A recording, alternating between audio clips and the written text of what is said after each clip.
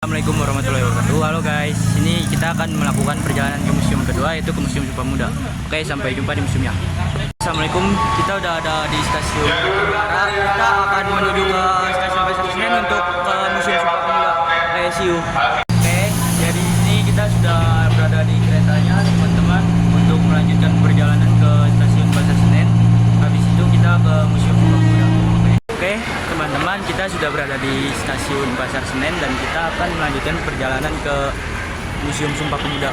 Oke, sampai jumpa, ikuti vlog selanjutnya. Oke guys, kita sekarang sudah berada di Museum Sumpah Pemuda dan kita akan masuk. Oke, sekarang kita sudah berada di halaman pertama pada Gedung Sumpah Pemuda. Di sini kita ada sejarah gedung, sejarah gedung. Ini di sini ada foto beserta Sumpah Pemuda kedua di rumah Indikaus Kramat 106 Stovia atau Sekolah Dokter Jawa dan Red Hawk School de Batavia, sekolah hukum yang didirikan setelah kebijakan politik etis membuat para pelajar dari berbagai penjuru Hindia Belanda datang ke Batavia. Para pelajar kemudian memutuskan untuk menyewa rumah Indikaus sebagai tempat tinggal. Oke, di sini ada Bapak Soekarno. Ini arti 1928 adalah ide negara kesatuan, ide tanah air yang satu, ide bangsa yang satu, dan ide bahasa persatuan. Ide itu dicantumkan pada tanggal 28 Oktober atau pada tanggal Sumpah Pemuda. Sini ada berdirinya Budi Utomo pada tahun 1908. Di sini kita berada di ruangan kedua. Di sini ada organisasi pergerakan nasional. Di sini ada Independent Party.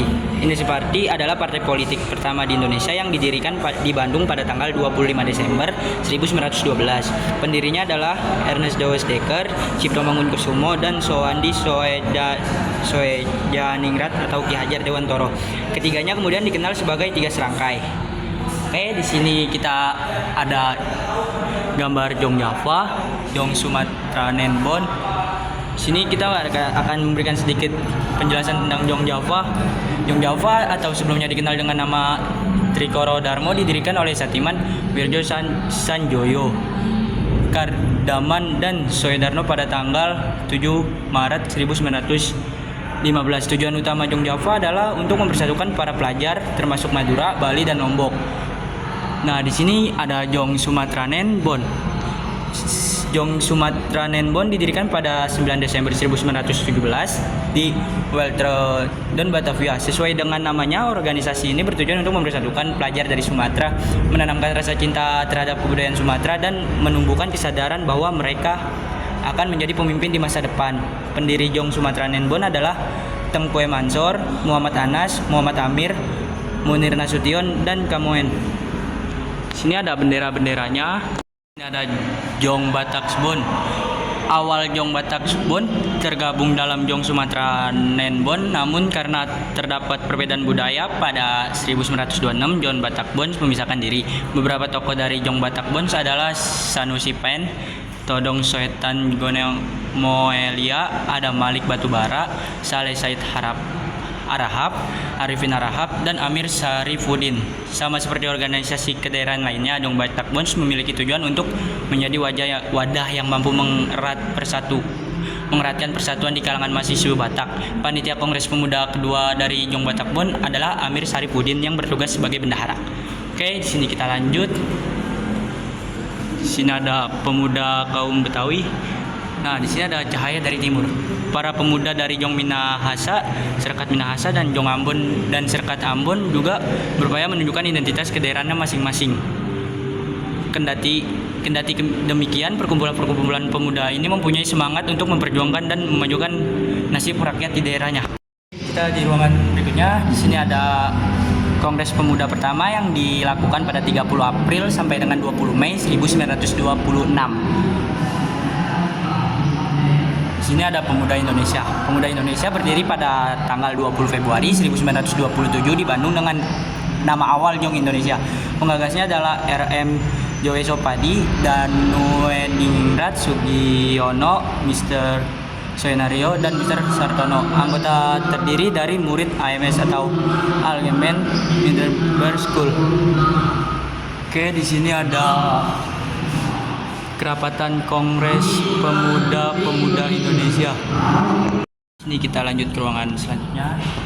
Di sini ada Si Kong Lian.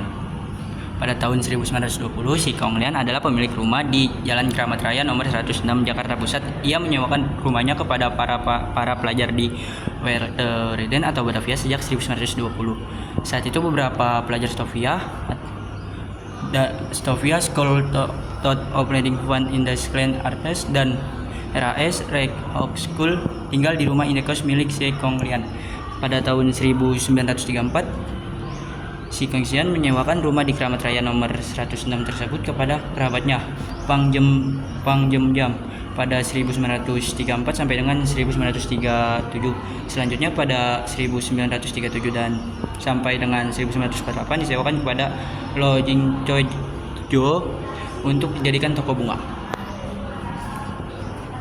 Sini ada sedikit kata dari keluarga Si Kong Lian.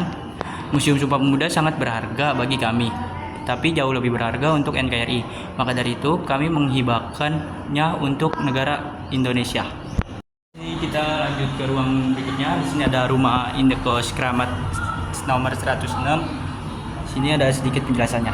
Sejak 1925, para pelajar dari Yogyakarta memilih untuk tinggal di rumah indekos milik Si Kong Lian di Jalan Kramat Raya nomor 106 Jakarta. Di rumah tersebut para pemuda mengadakan diskusi, bermain biliar, hingga latihan kesenian. Oleh karena itu, banyak pemuda Indonesia menjadikan rumah indekos Kramat 106 ini sebagai tempat berkumpul.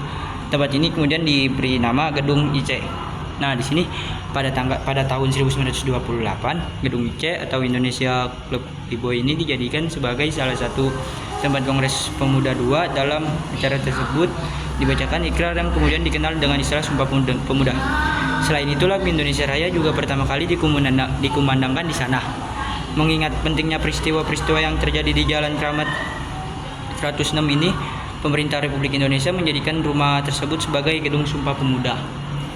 Ya, di sini ada sedikit kata-kata dari Profesor Dr. Andes Purwo Soedarmo, Bapak Gigi Indonesia.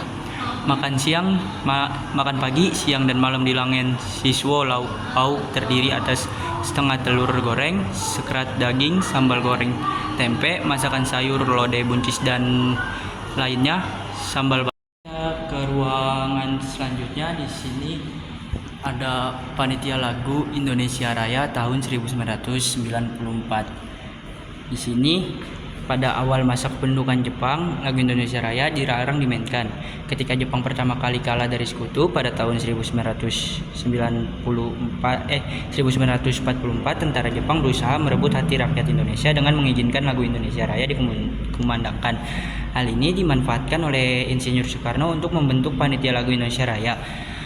Panitia ini diketuai oleh Insinyur Soekarno dengan beranggotakan Ki Hajar Dewantara, Ahyar Bintang Soejibio, Dharma Wijaya, Koesbini, Ki Hajar Mansur, Mr. Sastro Moeljono, Sanusi Pen, Simanjuntak, Mr. Ahmad Subardo, Mr. Wetojo, dan Muhammad Yamin.